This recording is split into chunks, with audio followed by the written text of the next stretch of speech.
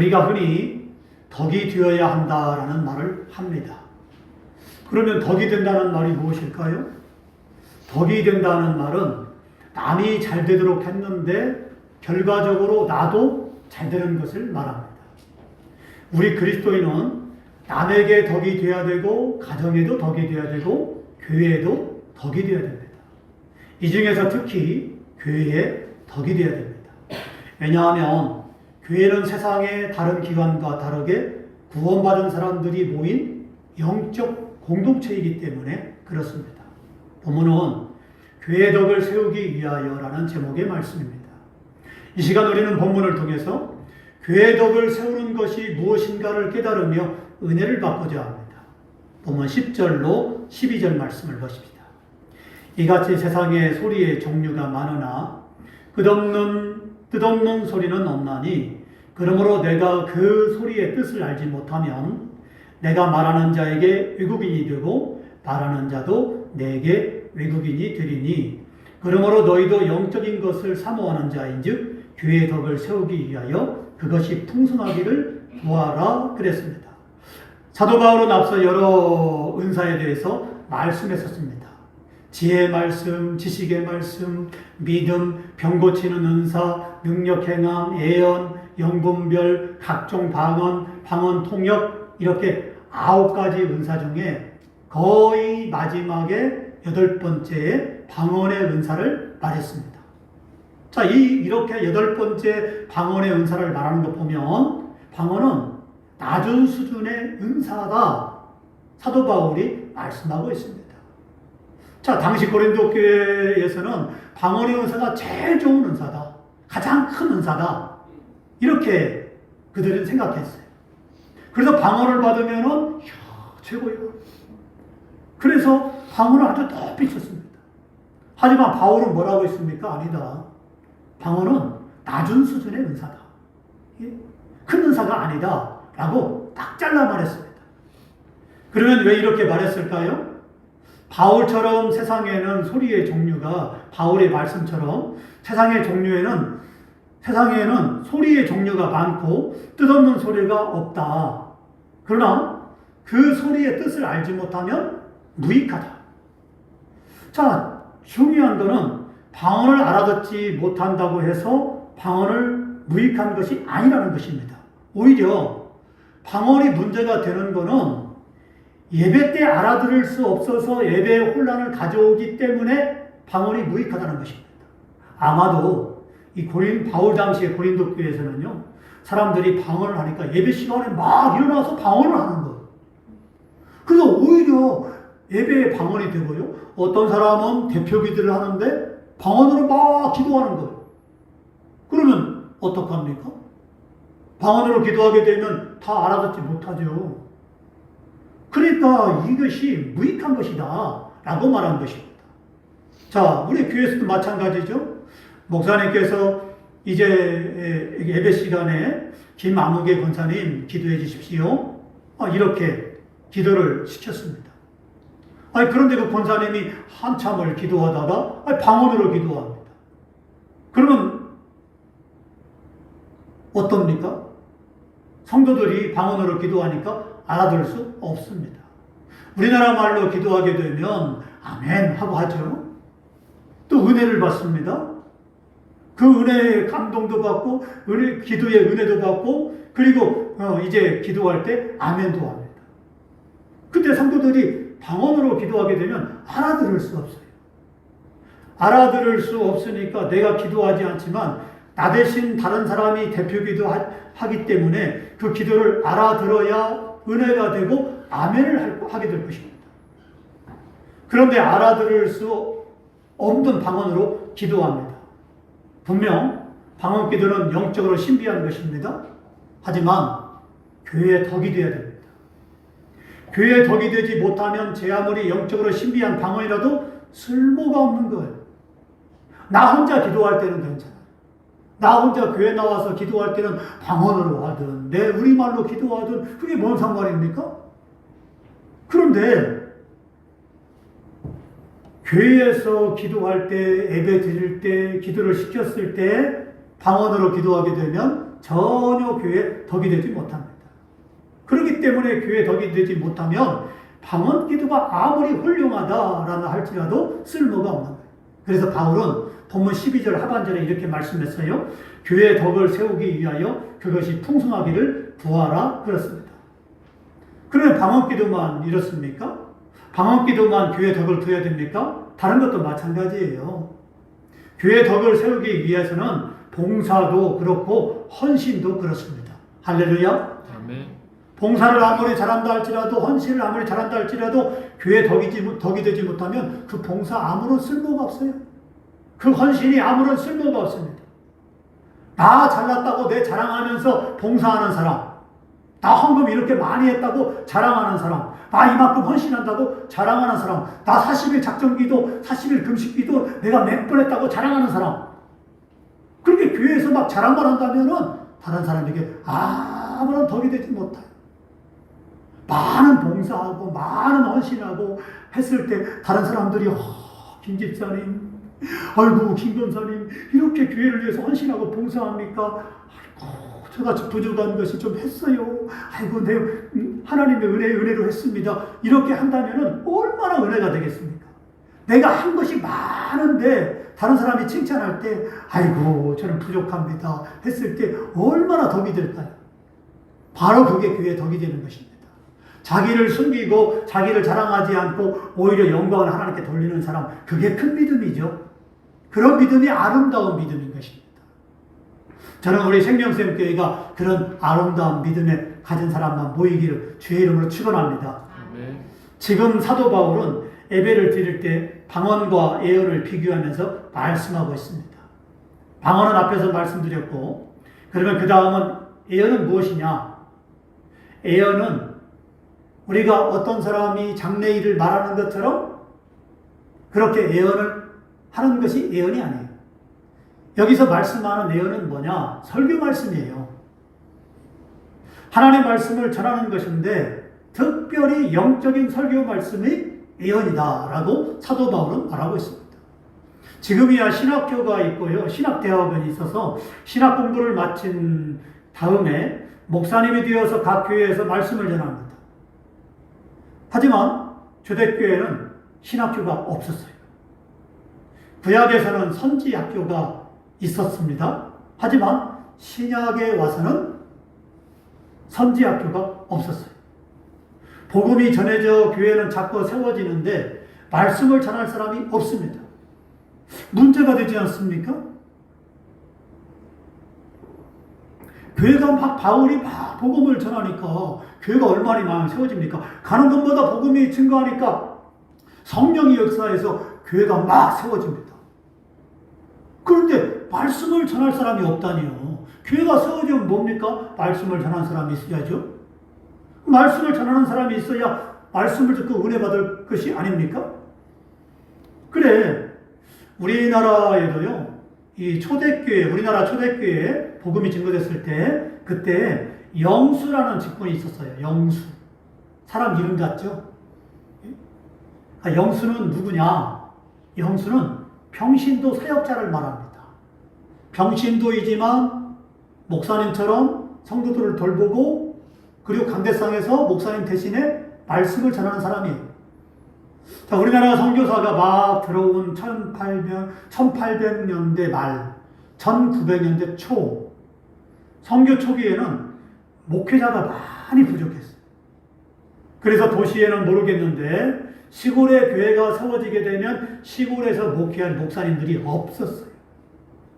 그래서 평신도 중에서 그래도 기도를 많이 하고 그래도 말씀을 많이 읽고 또 믿음이 좋은 성도 중에 영수라는 직분을 세워서 목회자 대신 교회를 돌보고 말씀을 전하도록 했습니다. 또 하나 있어요. 조사. 이 조사는 누구냐? 선교사를 돕는 사람이에요. 선교사 빨래 해주고 밥도 해주고 집안 청소도 해주고. 네. 몰랐죠? 이 조사, 그런 사람을 조사라고 해요. 근데 이 영수 중에 조사 중에 많은 사람들이 그 다음에 목사님들이 되었어요. 네? 그래서 선교사의 영향을 받아서 그 사람들이 선교사를 본받고 선교사들이 가만히 보니까 믿음이 좋아요. 믿음이 있어요. 늘 기도하고 말씀을 많이 읽어요. 그러니까 선교사가 보니까 이분은 목사님을 해도 되겠다라고 해서 신학교를 보냅니다. 가르칩니다. 그래서 목사님이 되어서 그 사람들이 저 시골에 가서 목사님이 없는 곳에 가서 목회를 합니다. 그러니 얼마나 은혜스럽습니까? 저 보십시오. 자, 이렇게 이제는 이마저도 안 되면은 목회자 한 사람이 여러 교회를 다니면서 순회 설교를 했습니다. 그래도 우리나라에는 성경책이 있었죠. 근데 초대교회는 성경책이 아예 없었어요. 회당에만 성경책이 있었지 개인별로 읽을 성경책이 없었다는 것이에요. 그러니 우리가 사는 이 성경책, 우리가 읽는 성경책은요, 정말 귀해요. 저기 어디 아프리카나 아랍 나라나 이런 나라에는요, 성경책이 발견되면 목숨을 잃어버려요. 죽여요. 그래서 그 사람들은요, 북한에도 지하교회가 있고 중국에도 지금 시진핑이 교회를 없애버렸는데요, 지하교회가 있어요. 많이 있어요. 지하교회가. 교회가 없어진 게 아니에요. 근데요, 만일 그 사람들이 나 예수 믿는 사람이다라고 보이는 곳에서 성경책을 읽으면요, 잡혀가요. 예, 잡혀갑니다. 감옥에 갇혀버려요. 북한에서는 처형시킵니다. 이게 얼마나 무섭습니까? 그러니까 우리가 자유롭게 교회 나오고 기도하고 성경을 읽는 것은 너무나 감사한 일이에요. 여러분이 성경 많이 읽으시기 바랍니다. 자유로울 때 많이 읽으세요. 이마저도요, 마지막 때에는 핍박이 오게 되면요, 못 읽을 수도 있어요. 이게 그런 무서울 때가 올 수도 있어요. 그러니 지금 우리가 마음껏 기도하고 마음대로 교회 나올 수 있고 마음대로 성경책을 읽을 때 우리가 성경을 어떻게 해야 돼요? 많이 읽어야 돼요. 많이 읽어야 돼요. 많이 읽고 많이 가슴에 담아야 돼요. 예. 그렇죠. 특별히 우리 어린아이들은 성경을 많이 읽어야 돼요. 이 성경을 많이 읽을 때 믿음이 강해지고 믿음이 크게 되고 어렸을 때부터 남다른 믿음을 가지고 하나님을 섬깁니다. 남다른 믿음을 가질 때 하나님이 어떻게 합니까? 그 사람을 귀한 일꾼으로 아니면 큰 축복을 주시고 은혜 가운데 하나님이 가도록 합니다. 여러분 그렇지 않습니까? 어린아이들도 이왕이면 좋은 믿음으로 하나님의 축복을 받아서 큰 일꾼이 되어야 되죠. 같은 일을 한다 할지라도. 하나님의 은혜가 임하게 되면 하나님이 쓰시게 되면 큰 일꾼이 되고 큰 사람이 되죠.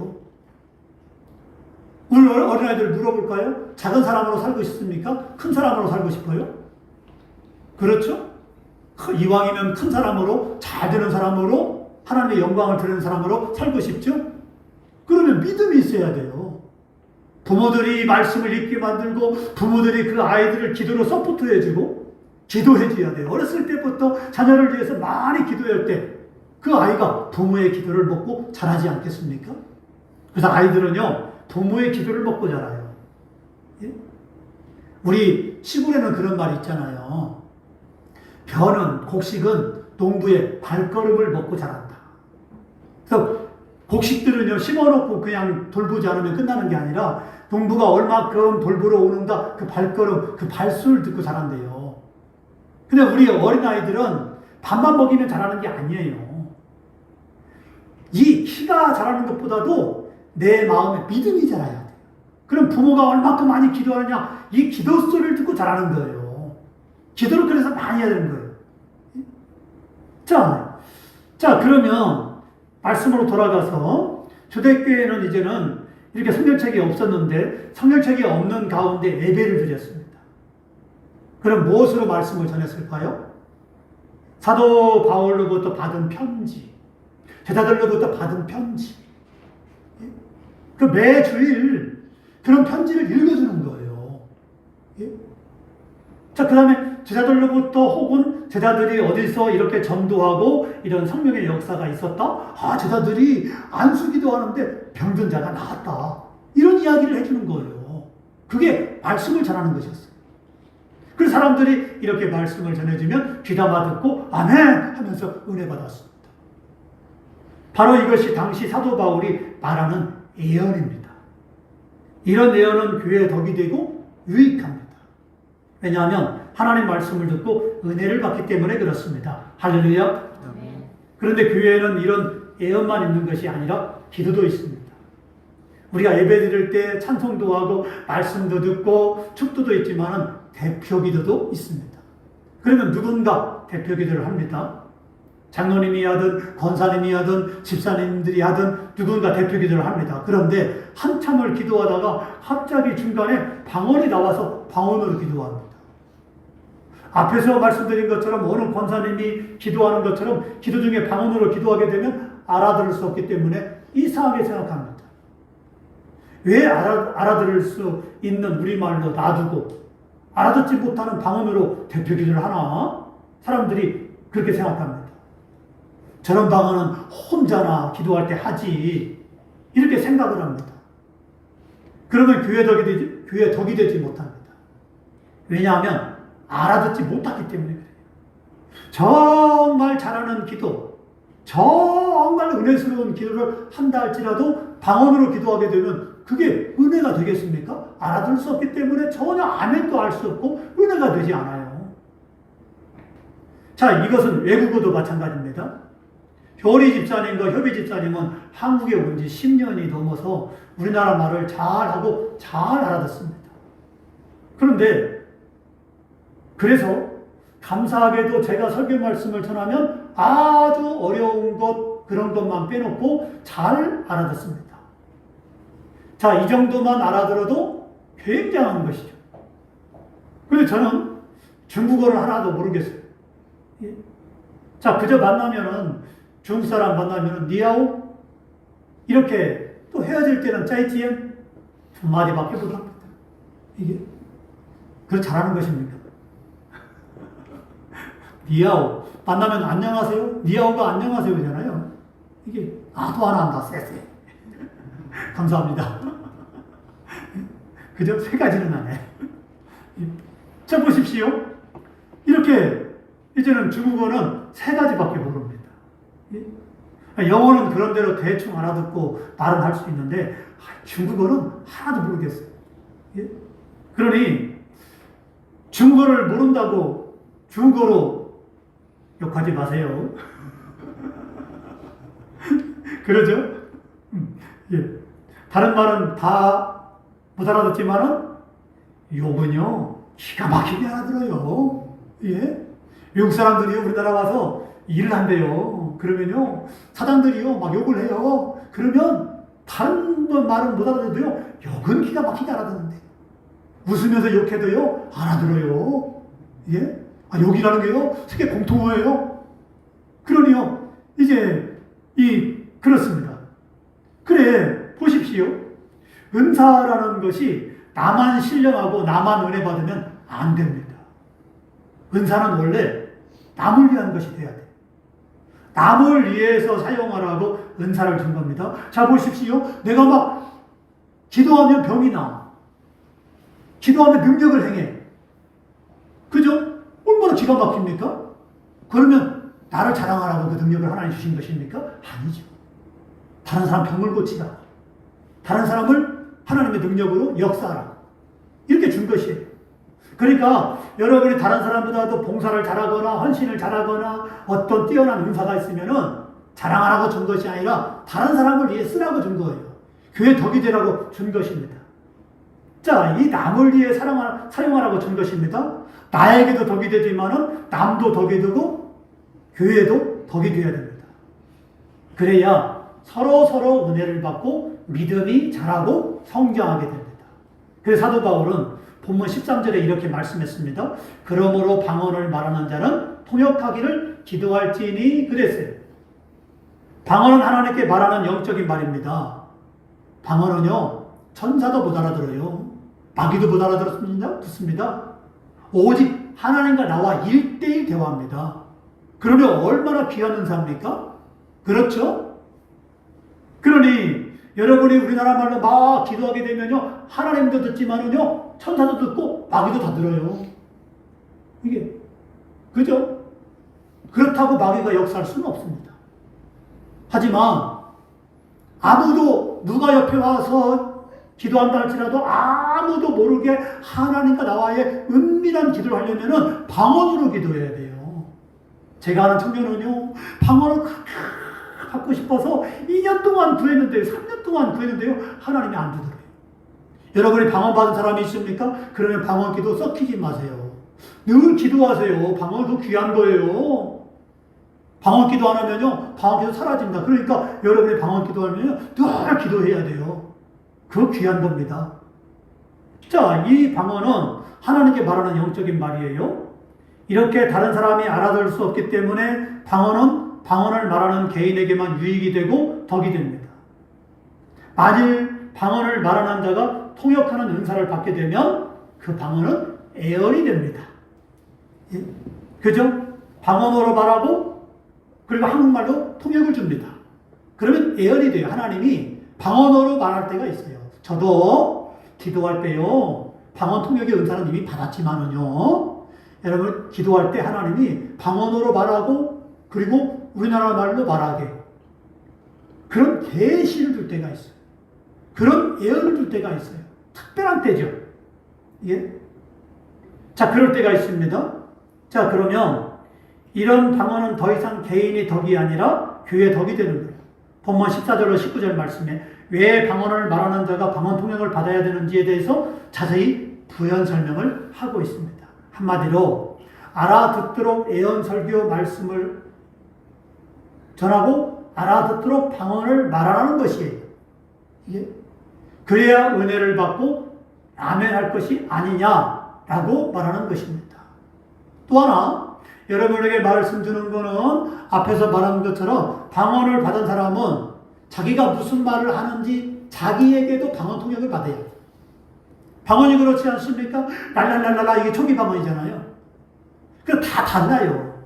어떤 사람은 랄랄랄라 하고 어떤 사람은 롤롤롤롤 하고 다 다릅니다. 그러다가 이제 방언을 이제 하나님이 다른 방언으로 바꿔주기도 하고 방언이 늘 그런 방언만 있는 게 아니라 방언을 바꿔줍니다. 그래서 이제는 방언을 바꿔주고 이제는 방언이 언어로 나오게 됩니다. 그러면 자신이 무슨 방언을 하는지는 알아야 되죠. 나조차도 무슨 방언을 하지 못하는지 모르면 안 되잖아요. 그러니까 나 자신은 방언 통역을 받아야 돼요. 내가 무슨 말을 하는지는 알아야 돼요. 예? 그렇습니다. 그러다가 나중에는 그 방언을 알게 되면 내가 생각이 방언으로 나오게 돼요. 마음이 방언으로 나오게 돼요. 내가 우리나라 말을 하는 것처럼 우리나라 말로 기도하는 것처럼 방언으로 이제는 기도할 수 있습니다. 자, 그렇죠. 그러나 중요한 것은 알아들어야 돼요. 알아들어야 돼요. 못 알아들으면 안 됩니다. 설교 말씀도 그렇습니다. 못 알아들으면 재미가 하나도 없어요. 못 알아들으면은 잠이 와요. 못 알아들으면은 집중하지 못합니다. 왜? 못 알아들으니까. 자, 못 알아들으니까 아멘도 못합니다. 자, 그런 것처럼 방언을 말했는데 어떻게 아멘하겠습니까? 이러면 덕이 되지 않는 거예요. 그러면 방언을 하지 말아야 돼요. 왜? 못 알아들으니까 차라리 방언을 그만두고 한국말로 해야 됩니다. 그래서 사도 바울은 본문 19절에 이렇게 말씀했습니다. 교회에서 남을 가르치기 위하여 깨달은 마음으로 5마디 말하는 것이 1만마디 방언으로 말하는 것보다 나으니라 그랬습니다. 아멘. 그죠? 우리나라 말로 5마디 말하는 것이 방언으로 1만마디 말하는 것보다 훨씬 낫습니다. 그렇습니다.